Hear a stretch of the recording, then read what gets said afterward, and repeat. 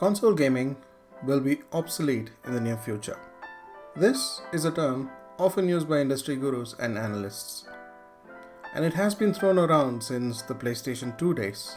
There are various points of view through which this quote could be legitimized, like the ever-present dominance of the robust PC market, to the breakneck speed at which everyday technology is evolving, to even the rise of gaming in the mobile phone market, at least in its early days. But time and again, the three giants of the games industry, Sony, Microsoft, and Nintendo, have prevailed in bringing new iterations of their hardware. But all that might change with this generation. Hi, I'm Ishaq, and this is the XE Gaming Podcast.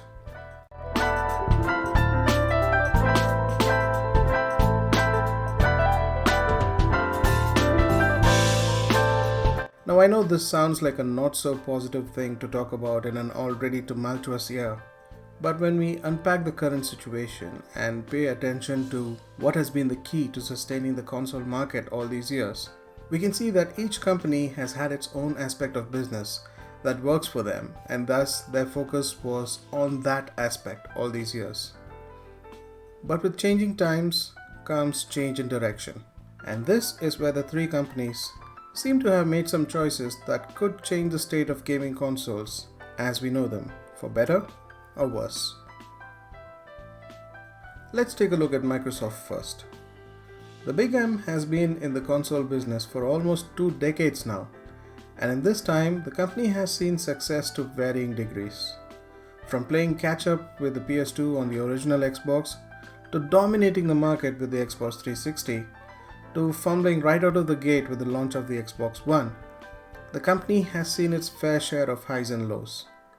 But the one thing that was consistent while trading blows with its competitors was the fact that Microsoft has played an active part in pushing the video games medium forward and bringing it to the masses, even in regions that were not so open to video games as a culture.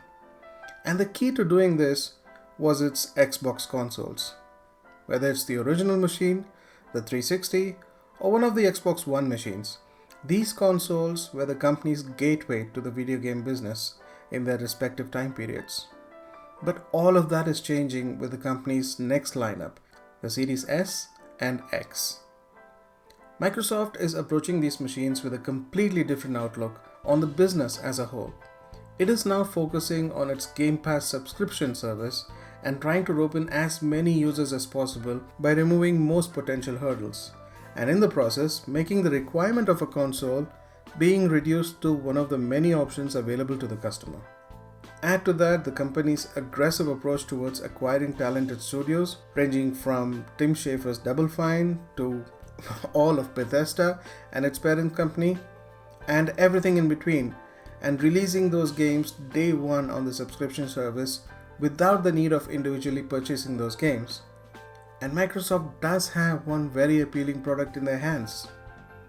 This may sound like leaving a lot of money on the table, but Microsoft hopes to make those numbers back with an ever-growing subscriber base.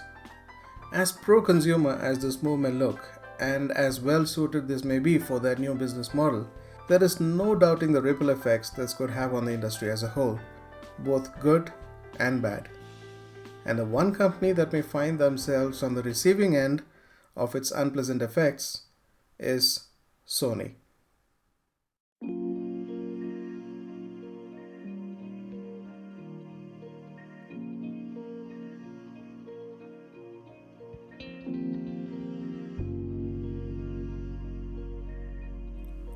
Simply put, Sony and its PlayStation brand is for gaming as the MCU is for comic book movies.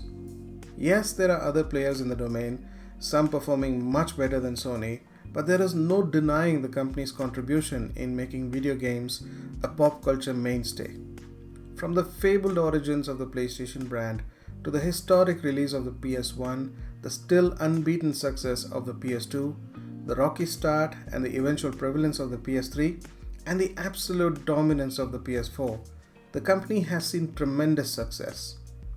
That success has come thanks to lessons learned from various setbacks along the way and the company's ability to adapt to what works best for the brand. In Sony's case, it has mostly been the strong suit of games. And this is more evident than ever with the absolute stunner that was the PS4 era in terms of exclusive games.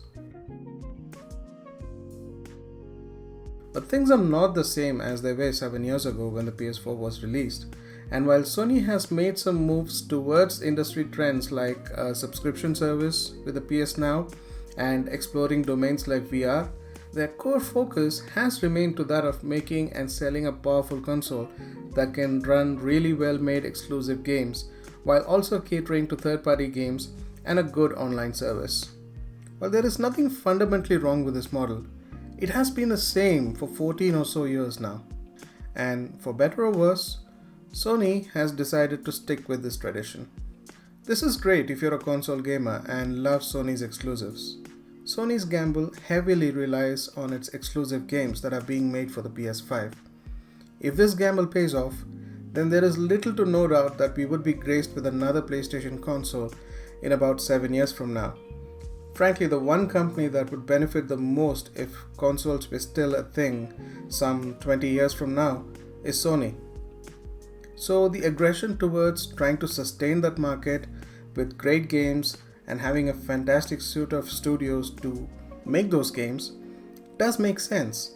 But it is yet to be seen if Sony would be able to sustain this business model when its closest competitor is throwing stuff away for next to nothing with a subscription service.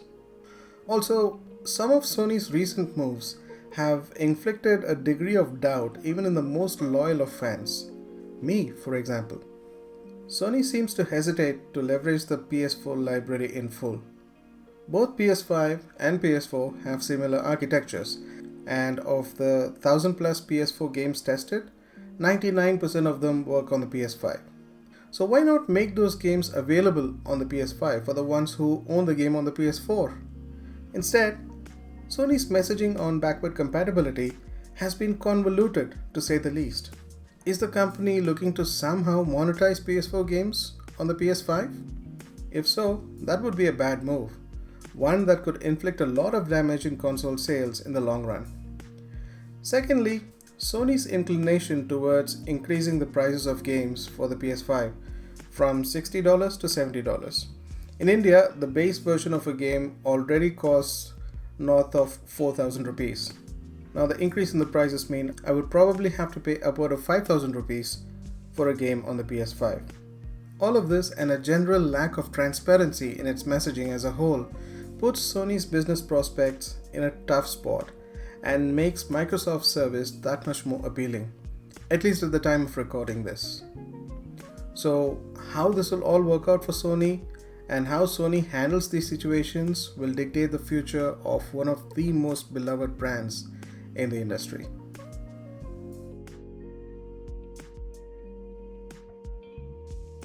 Shifting away from Sony, we need to talk about Nintendo. Through the years, each company had their own strategies for selling their consoles. Sony and Microsoft, for example, would sell their consoles at a loss and make up for it through their online services and digital storefronts to sustain the business and make profits. But for Nintendo, hardware sales have been the primary source of profit. It is no secret that Nintendo's online service are not even close to the others in the market, and that the company has no interest in keeping up with the competition either. So, the company primarily makes its money by selling consoles and making compelling software to support those consoles. The Nintendo library is a beast on its own, and it has kept the company's strategy working through the years. Although lacking in online services, Nintendo is no stranger to innovation. Its ability to innovate frequently and provide a completely different experience from the rest of the industry is also what drives sales for Nintendo. And its consoles are still selling strong for that very reason. But in their quest to innovate, the company has seemed to have lost its way when it released the Switch, a home console and handheld hybrid. The Switch is a massive success, but in the process, it made a Nintendo home console obsolete. Most users preferred the handheld mode on the Switch thanks to the convenience it offered due to portability, and it also performed better in handheld mode. This was taken into account by Nintendo, And with a new iteration of the Switch Lite, the dock mode has been completely removed, essentially making it just a handheld.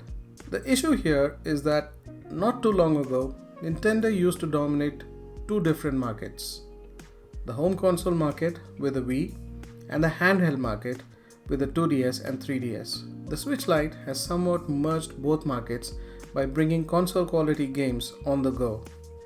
And Nintendo has discontinued the 3DS handheld, essentially making the Switch their primary console, albeit in the form of a handheld. The idea of a Nintendo home console today is either a memory or a concept, and how their next console takes shape will decide whether or not it will be a reality. Which is a shame because right from the NES days, it was Nintendo that pioneered the idea of a home console, long before Sony or Microsoft.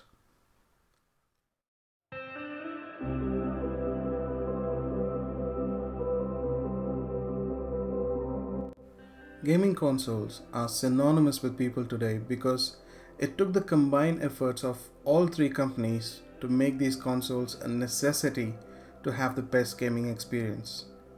But with two major companies shifting focus, and with Sony's recent missteps and their rather frugal approach towards next generation, the console space seems to be on shaky grounds. But this is just the situation now. Besides, the console business is no stranger to adversities.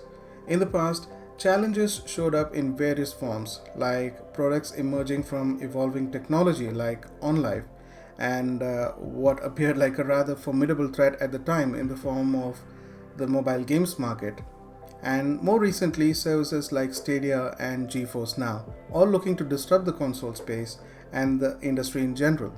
But consoles still prevailed thanks to these products' own shortcomings and due to the efforts of the console makers.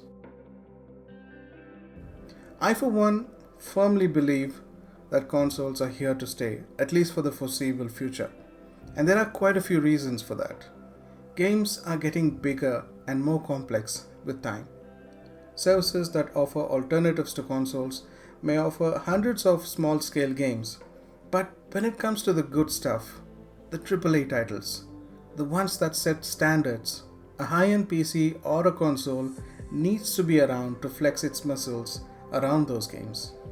Plus, cloud gaming services can only go so far as they have one glaring flaw: latency.